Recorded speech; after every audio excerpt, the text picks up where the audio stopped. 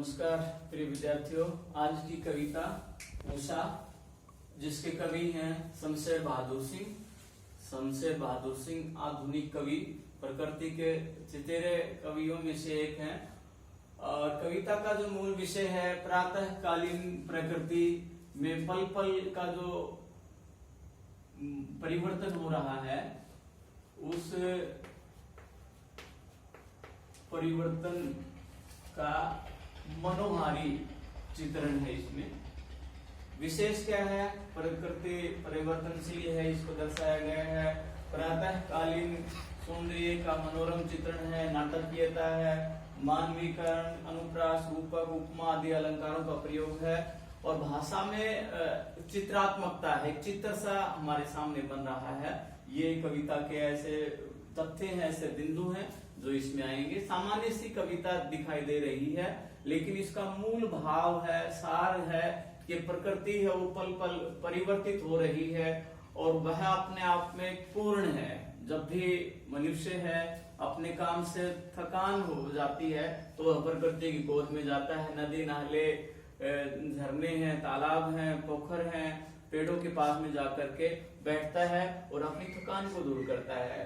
तो उषा मतलब प्रातः का समय, उषा काल, प्रातः काल का समय, जिसे हम भोर भी कहते हैं।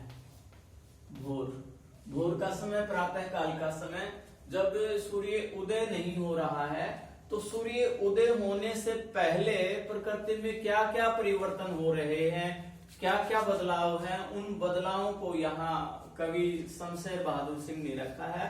पहला ही आप काव्यांश देखेंगे कि प्रातः का नभ,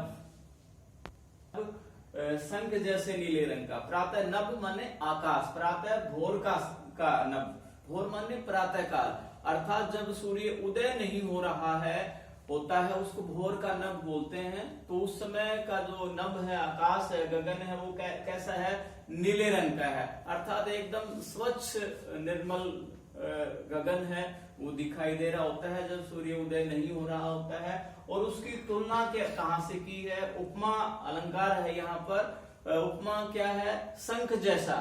प्रातः काल का जो नभ है, आकाश है, वो शंख के समान नीला दिखाई दे रहा है।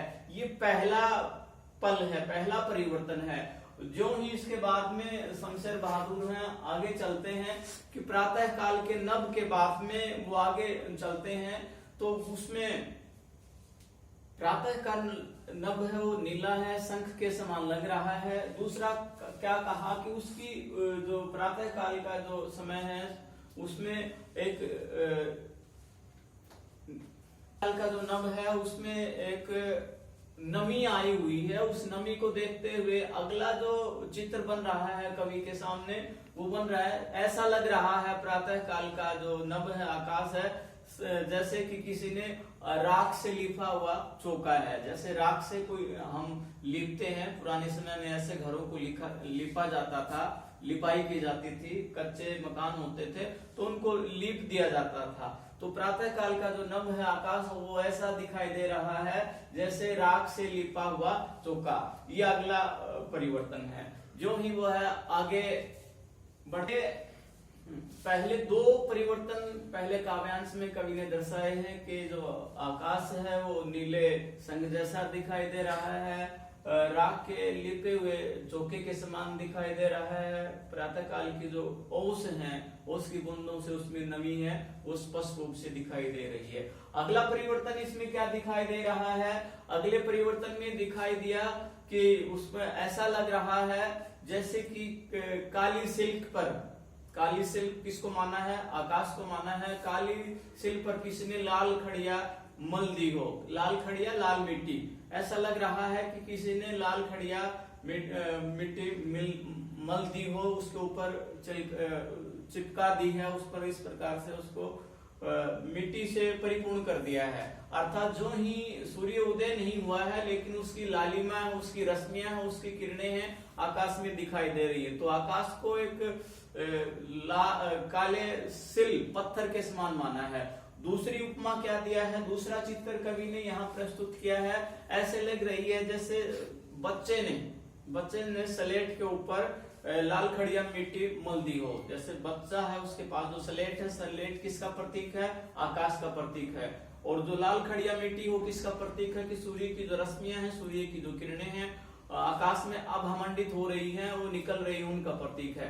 तो पहले क्या दिखाया कि ऐसा लग रहा है कि जैसे कि किसी ने लाल केसर है वो उस काली विशाल सिल के ऊपर, पत्थर के ऊपर लाल केसर है किसी ने मल दी हो, और यह इस प्रकार से लग रही है प्रातः काल की जो शोभा है, प्रातः काल की आभा है, जैसे कि बच्चे ने अपनी काली स्लेट के ऊपर लाल खड़िया मिट्टी मल दी हो, ऐसा लग रहा है। तो प्रकृति के पल पल के परिवर्तन को इसमें दर्शाया गया है, चित्रात्मकता है, रूपक अलंकार है।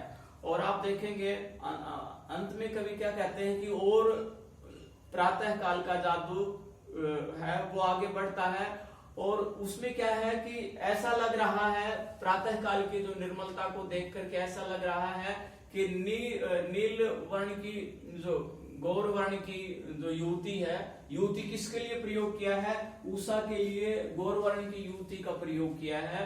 और ऐसा लग रहा है कि कोई गौर वर्ण की जो युवती है नीले पानी में से जो सागर है उसके रूप में दर्शाया है, आकाश है उसका उसके ऊपर प्रभाव पड़ रहा है, आकाश के कारण जो पानी हो नीला दिखाई दे रहा है, उषा उसको युवती के रूप में दर्शाया गया है कि ऐसा लग रहा है जैसे युवती है उसने नीले रंग के पानी में से नहा करके निकल रही है, उसकी जो झिलमिलाहट है, उसकी जो चमक है स्पष्ट रूप से दिखाई दे रही है। अर्थात सूर्य उदय नहीं हुआ है लेकिन उसके संकेत मिल रहा है, उसकी जो रश्मियां आकाश में पड़ रही हैं, जैसे कि गौर वर्ण की जो युवती है नीले पानी में से नहा करके निकल रही है, उसका झिलमिलाहट का चेहरा, उसका चमचमाता हुआ चेहरा है, उसके चमचमाता हुआ जो शरीर है वो दिखाई दे रहा है। भावार्थ यह है कि नीला आकाश है, वो उसमें सूर्य की रश्मियां हैं, सूर्य की किरणें हैं, स्पष्ट रूप से दिखाई दे रही हैं, और यह जादू टूटता है। जादू टूटने का अर्थ है कि जो आकाश में जो परिवर्तन हो रहे थे सूर्य उदय होने से पहले, कि कभी वह नीला दिखाई देना, संग जैसा दिखाई देना, राख से लिपा हुआ चौके के समान दिखाई देना, या इस प्रकार से लग रहा था कि जैसे एक बड़ी सिल पर, एक बड़े पत्थर के ऊपर किसी ने केसर मल दी हो, या इस प्रकार से लग रहा था कि जैसे छोटे बच्चे ने अपनी काली स्लेट के ऊपर है लाल खड़िया मिट्टी मल दी हो, या इस प्रकार का परिवर्तन दिखाई दे रहा है कि गौर वर्ण की सुंदर युवती है नीले पानी में से नहा करके निकल रही है, और उनका झिलमिलाता हुआ, उसका चमचमाता हुआ शरीर स्पष्ट रूप से दिखाई दे रहा है। तो ये पल पल के जो परिवर्तन है वो एकदम बदल जाते हैं, क्योंकि अब सूर्य उदय हो चुका है, उषा काल का जो समय है, भोर का जो समय है समाप्त हो चुका है। भावार्थ यह है कि इस कविता में जो प्रकृति में जो पल पल में परिवर्तन हो रहे हैं उनको यहाँ पर कवि ने दर्शाया गया है। नाटकीयता का गुण है, चित्रात्मकता है, और मुख्य रूप से प्रकृति का मनोहारी चित्रण कवि शमशेर बहादुर सिंह ने किया है, क्योंकि शमशेर बहादुर हैं वो दार्शनिकता के आधुनिक कवि हैं, और प्रकृति के ऊपर उनके जो कविताएं हैं विशेष रूप से प्रसिद्ध हैं। इसमें भी प्रकृति का में पल पल परिवर्तन हो रहा है उसको दर्शाया गया है। मुख्य प्रकृति का जो परिवर्तनशील है उसको दृष्टिगोचर किया गया है। प्रातःकालीन जो सौंदर्य है उसका बहुत ही नाटकीयतापूर्ण चित्रात्मकता तरीके से प्रयोग किया गया है।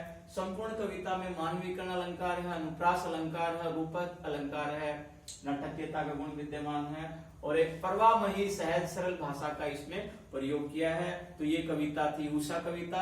अगली कविता के साथ हम आगे फिर मिलते हैं। जय हिंद प्रिय विद्यार्थियों।